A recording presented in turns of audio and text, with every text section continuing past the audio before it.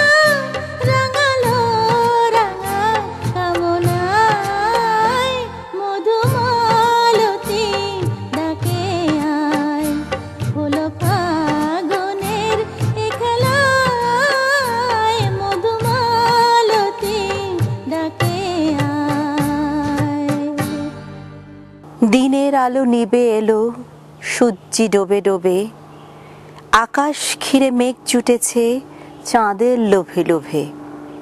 মেঘের উপর মেঘ করেছে রঙের উপর রং, মন্দিরেতে কাঁসর ঘণ্টা বাজলো ঠং ঠং। ওপারেতে বৃষ্টি এলো ঝাপসা গাছপালা, এপারেতে মেঘের মাথায় 100 মানিক জ্বালা। বাদলা হাওয়ায় মনে পড়ে ছেলেবেলার গান, বৃষ্টি পড়ে টাপুর টুপুর, নদে এলো বান। আকাশ জুড়ে মেঘের খেলা, কোথায় বাঁশি মানা, দেশে দেশে খেলে বেড়ায় কেউ করে না মানা। কত নতুন ফুলের বনে বৃষ্টি দিয়ে যায়, পলে পলে নতুন খেলা কোথায় ভেবে পায়। মেঘের খেলা দেখে কত খেলা পড়ে মনে, কত দিনের লুকোচুরি কত ঘরের কোণে। তারই সঙ্গে মনে পড়ে ছেলেবেলার গান। বৃষ্টি পড়ে টাপুর টুপুর, নদে এলো বান। মনে পড়ে সুয়োরানী দোরানির কথা, মনে পড়ে অভিমানী কঙ্কাবতীর কথা। মনে পড়ে ঘরের কোণে মিটি মিটি আলো, চারিদিকের দেয়াল জুড়ে ছায়া কালো কালো। বাইরে কেবল জলের শব্দ, ঝুপ ঝুপ ঝুপ। দস্যি ছেলে গল্প শোনে একেবারে চুপ। তারই সঙ্গে মনে পড়ে মেঘলা দিনের গান। বৃষ্টি পড়ে টাপুর টুপুর, নদে এলো বান। কবে বৃষ্টি পড়েছিল, বান এলো সে কোথা? শিব ঠাকুরের বিয়ে হলো কবে কার সে কথা? সেদিনও কি এমন তর মেঘের ঘটাখানা, থেকে থেকে বাজ বিজলি দিচ্ছিল কি হানা? তিন কন্যে বিয়ে করে কি হলো তার শেষে, না জানি কোন নদীর ধারে, না জানি কোন দেশে। কোন ছেলের ঘুম পাড়াতে কে গাহিল গান। বৃষ্টি পড়ে টাপুর টুপুর, নদে এলো বান। বৃষ্টি পড়ে টাপুর টুপুর, নদে এলো বান। বৃষ্টি পড়ে টাপুর টুপুর, নদে এলো বান।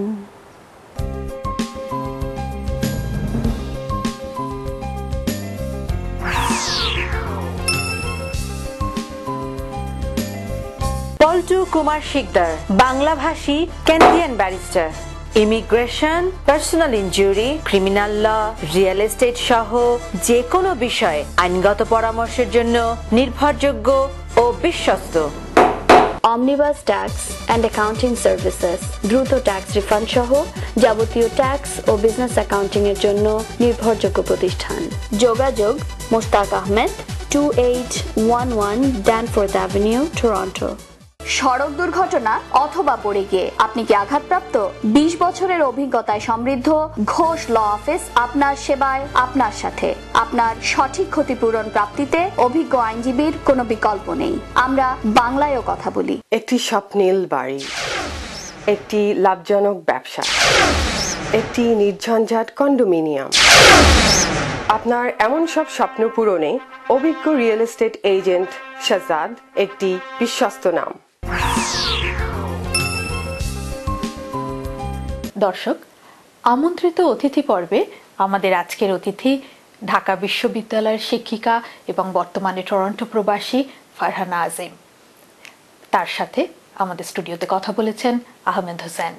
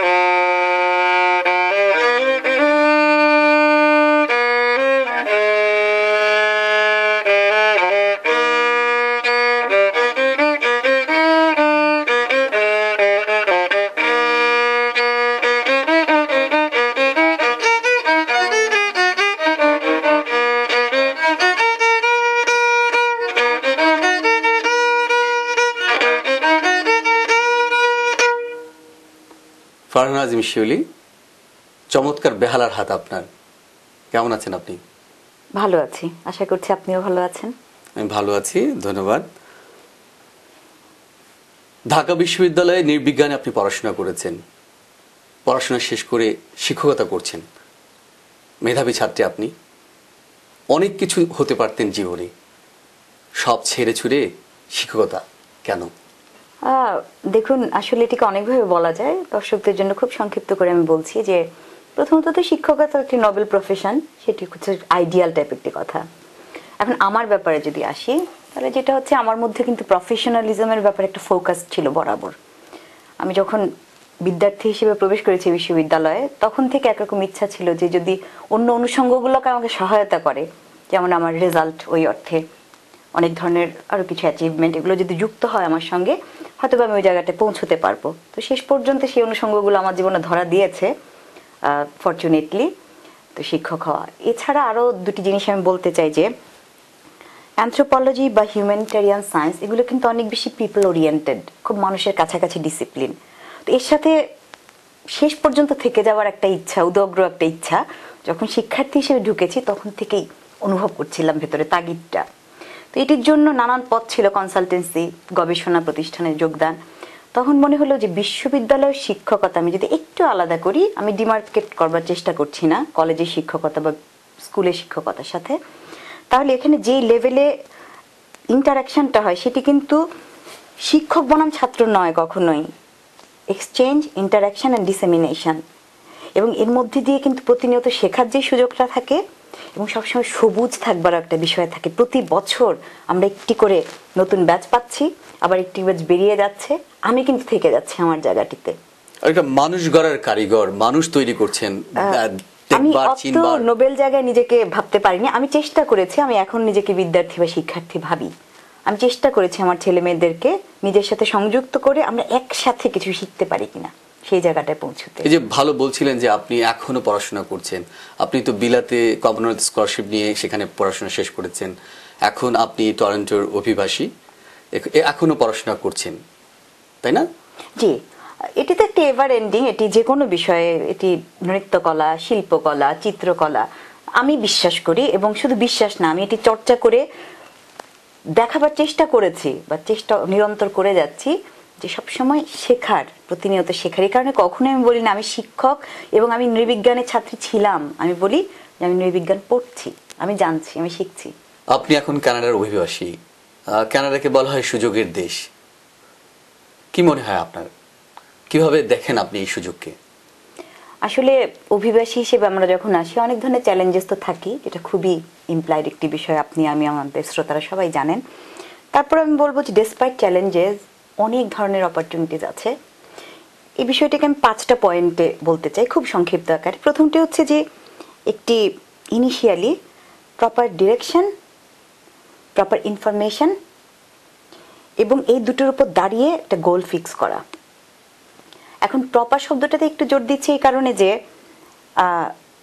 এই সমস্ত দেশ, ডেভেলপড কান্ট্রিজ, এগুলো কিন্তু ইনফরমেশনের দেশ, অনেক ধরনের সুযোগ আছে ইনফরমেশন নেয়ার, কিন্তু আমার জন্য কোনটি বেশি প্রায়োগিক হবে, আমার সাস্টেন করবার জন্য আমাকে ফাংশনালি মোবাইল থাকতে হলে সেই জিনিসটা দরকার।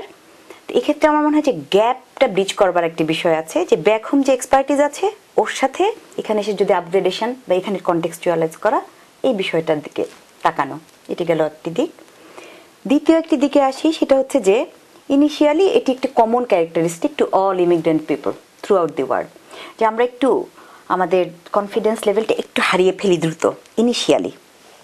কিন্তু আমি এই সেন্টেন্সটার উপর ভীষণ জোর দিচ্ছি, যদি কনফিডেন্সটা হারিয়ে ফেলি তাহলে অপরচুনিটিসটা আর অপরচুনিটিস থাকে না, বা পজিটিভ চ্যালেঞ্জ না হয়ে স্ট্রাগল হয়ে যায়। স্ট্রাগল কিন্তু অনেক স্ট্রং একটা জিনিস, আমি কোনোভাবেই স্ট্রাগল হিসেবে দেখতে নারাজ পসিবিলিটিসকে, এগুলো পজিটিভ চ্যালেঞ্জেস। এবার 3 নম্বর পয়েন্টে চলে আসি, সেটি হচ্ছে যে আমাদের একটি জিনিস ভুললে চলবে না, এবং একটি গবেষণায় বেরিয়ে এসেছে যে we the Bangladeshis are more resilience and adaptive persons in this country, এই কানাডায়, খোদ কানাডায়। তো এই জিনিসটিকে নিজেদের আগে বিশ্বাস করতে হবে, নিজে যদি বিশ্বাস না করি সেটিকে আমরা প্রয়োগ করতে পারবো না। তারপরের দিকটায় যদি আসি, যে একটা উইন্ডো টাইমের প্রয়োজন হয়, আমরা তো মানুষ, নতুন একটি দেশ, সমস্ত কিছু নতুন, সেই জায়গায় একটি উইন্ডো টাইম প্রয়োজন হয় যে ব্রেক ইভেন পয়েন্ট পর্যন্ত যাওয়ার জন্য। ব্রেক ইভেন পয়েন্ট একটা অ্যাকাউন্টিং এর জার্গন, হ্যাঁ, এটা বলে একটা সুনির্দিষ্ট সময় পৌঁছানোর জন্য একটা উইন্ডো টাইম প্রয়োজন হয়।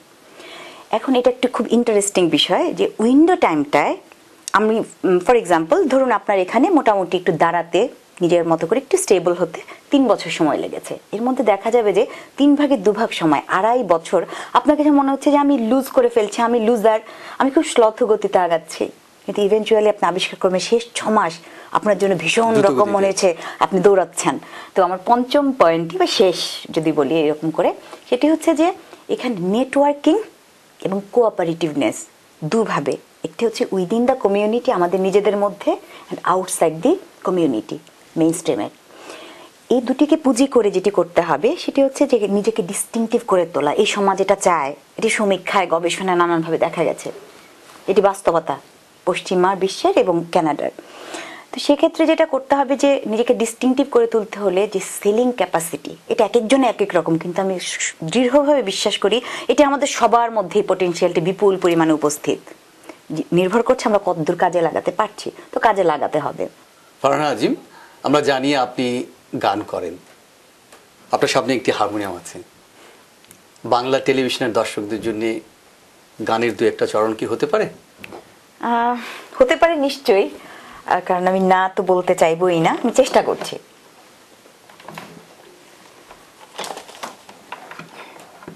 রবীন্দ্রনাথের প্রকৃতি পর্বে একটি গান চেষ্টা করছি, বসন্ত সমাগত সারা পৃথিবীতে।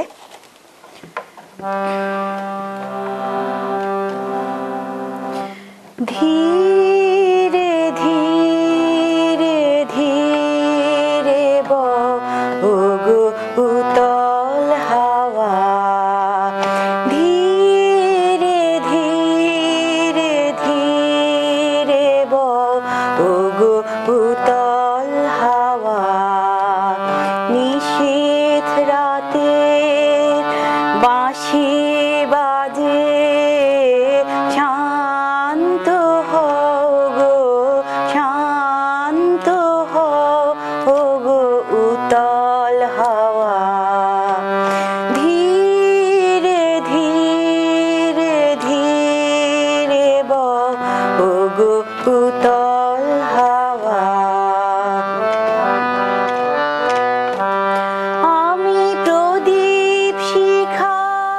আপনার কাছে আরেকটি প্রশ্ন, বাংলাদেশের অভিবাসীদের জন্য এই কানাডা কতটুকু অনুকূলী? আমি মনে করি সর্বদিক দিয়ে এবং সর্বাংশে। প্রথমত নেশন ওয়াইজ ওরা অত্যন্ত, তাদের রাষ্ট্রীয় যে নীতিমালা বা পলিসি যাই বলুন সেটি অত্যন্ত অনুকূলে প্রথমত। আর দ্বিতীয়ত সেটি হচ্ছে যে ইভেন অ্যাজ এ কমিউনিটি আমরা যদি আমাদের সাংস্কৃতিক যে ইন্টিগ্রিটি সেটিকে ইনট্যাক্ট রেখেও আমরা ভীষণ রকমভাবে মূলধারের সাথে যোগাযোগের বিষয়টি রাখতে পারি, সেটির অনুকূল পরিবেশ এখানে বিদ্যমান। তার জন্য প্রয়োজন সঠিক লক্ষ্য, গোল আমরা যেটাকে বলে থাকি, বা ড্রিম বা হোপ, যেভাবে আপনি বলুন, এবং সেই লক্ষ্যে ফোকাসড হয়ে কাজ করে যাওয়া। আমি প্রদীপ শিখা তোমার লাগি, ভয়ে ভয়ে একা জাগে, মনের কথা কানে কানে মৃদু মৃদু কও গো উতল হাওয়া, ধীরে ধীরে ধীরে বগো উতল হাওয়া। বাহ, চমৎকার। আপনার ব্যস্ততম সময় থেকে আমাদের সময় দেওয়ার জন্য আপনাকে অনেক ধন্যবাদ। আপনাকে ধন্যবাদ, টিভির সমস্ত দর্শক শ্রোতাদের অনেক অনেক ধন্যবাদ। আমাকে নিমন্ত্রণ জানাবার জন্য টিভি কর্তৃপক্ষকেও ধন্যবাদ। দেখছেন বাংলা টেলিভিশন কানাডার অনুষ্ঠানমালা। পৃথিবীর যে কোনো প্রান্ত থেকে যে কোনো সময় আমাদের অনুষ্ঠান দেখতে লগ অন করুন banglatelevision.net।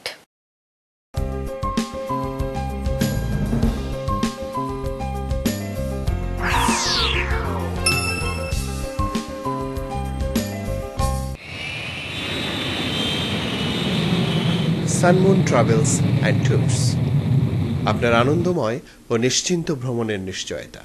3045 South Creek Road, Mississauga. Bangla media, Bangla বই, পত্রিকা, গানের সিডি, নাটক ও সিনেমার বিপুল সমাহার। ড্যানফোর্থ ও ভিক্টোরিয়া পার্ক এলাকায় বাংলা মিডিয়ায় সাদর আমন্ত্রণ। 3000 ড্যানফোর্থ অ্যাভিনিউ, টরন্টো। বাড়ি কিনবেন? সে অনেক ঝামেলা। আমি আপনাকে সাহায্য করব। সঠিক বাড়িটি কেমনে খুঁজে পাবো? আমি আপনাকে সাহায্য করব। মর্গেজ পেতে তো অনেক সমস্যা। আপনার মর্গেজ সমস্যা সহ বাড়ি কেনা বেচার যাবতীয় পরামর্শের জন্য সাজ্জাদ একটি বিশ্বস্ত নাম।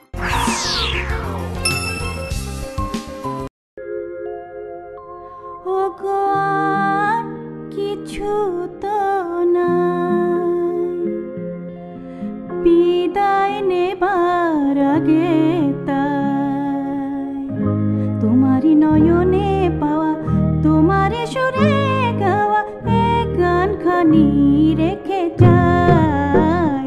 ওগো আর কিছু তো নাই, বিদায় নেবার আগে তাই তোমারই নয়নে পাওয়া, তোমারই সুরে গাওয়া এ গানখানি রেখে যাই। ওগো আর কিছু তো নাই।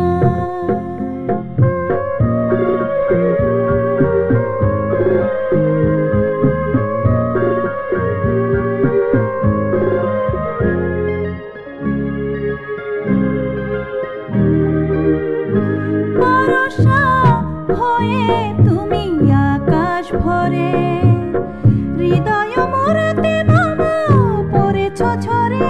ভরসা হয়ে তুমি আকাশ ভরে, হৃদয় মোরাতে মামা পড়েছ ঝরে। সরস করে না মোরে যে ফুল ফোটালে ভরে, এ মালা তারি রেখে যাই। ওগো আর কিছু তো নাই, বিদায় নেবার আগে তাই তোমারই নয়নে পাওয়া, তোমারই সুরে গাওয়া এ গানখানি রেখে যাই। ওগো আর কিছু তো নাই।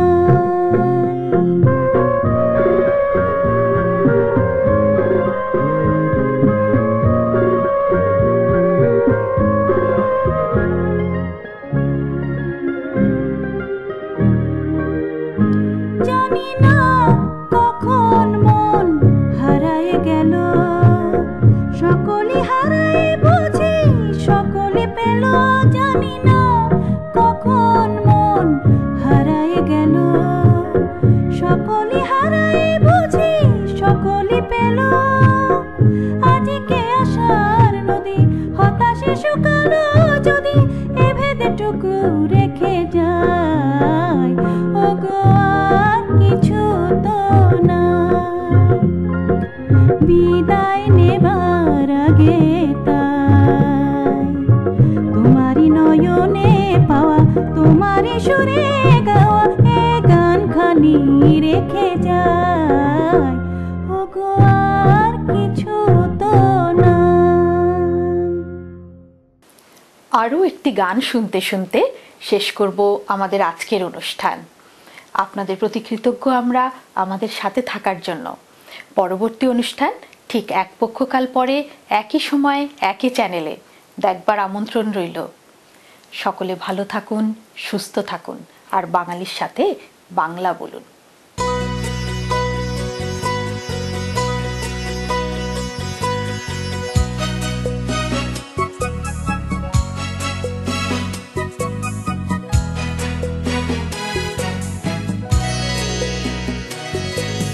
রিমঝিম রিমঝিম বর্ষা নামে, মনে পড়ে তোমায়। এমন রাতে তুমি নেই পাশে, মন যে কেমন করে। রিমঝিম রিমঝিম বর্ষা নামে, মনে পড়ে তোমায়।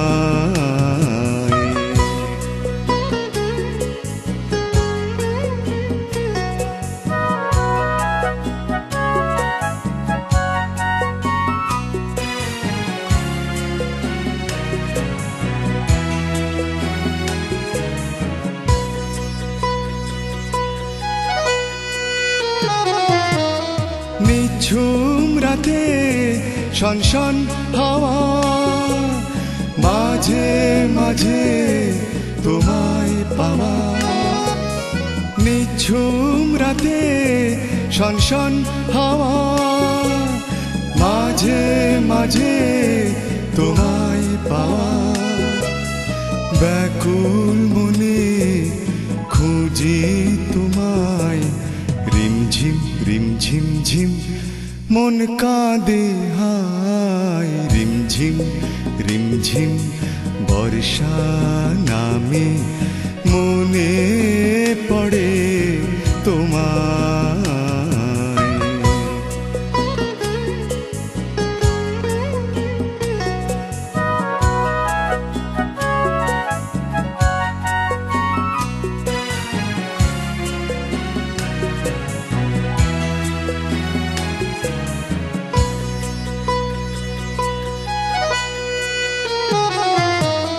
বৃষ্টি ভেজা সবুজ ঘাসে তোমার পায়ের চিহ্ন ভাসে। বৃষ্টি ভেজা সবুজ ঘাসে তোমার পায়ের চিহ্ন ভাসে।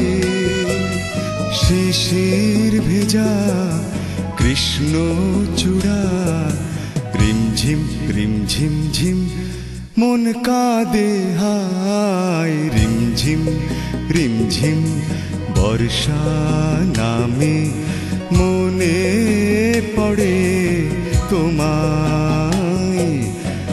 এমন রাতে তুমি নেই পাশে মন যে কেমন করে।